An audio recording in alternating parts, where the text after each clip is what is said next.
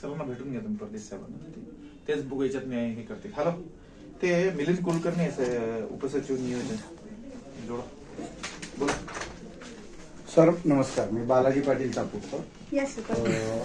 हे आमचं मुख्यमंत्री युवा कार्य प्रशिक्षणार्थ्यांचं 10 दिवसापासून प्राणांतिक उपोषण धुळे सुटरेपाडा या ठिकाणी चालू आहे.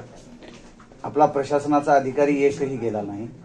वैद्यकीय अधिकारी पहिल्या दिवशी गेलाय, त्यानंतर पुन्हा त्याची वैद्यकीय तपासणी नाही, आणि आपला पोलीस संरक्षणाचे तिथं गार्ड नाही.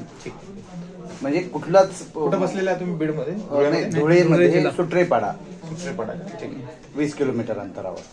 पोलीस स्टेशन कोणतं आहे तिथे?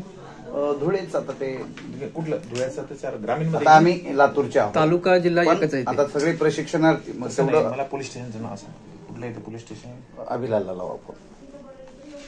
कोणत्या तालुक्यात आहे? धुळे तालुका. धुळे तालुका. धुळे तालुका, धुळे जिल्हा. धुळे ग्रामीण असेल.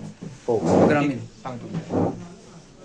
आणि थोडस ह्या उपोषणाची दखल घेण्यासंदर्भात जरा कायमस्वरूपी रोजगाराचा प्रश्न घेऊन प्रशिक्षणार्थी हजारो तिथं थांबले.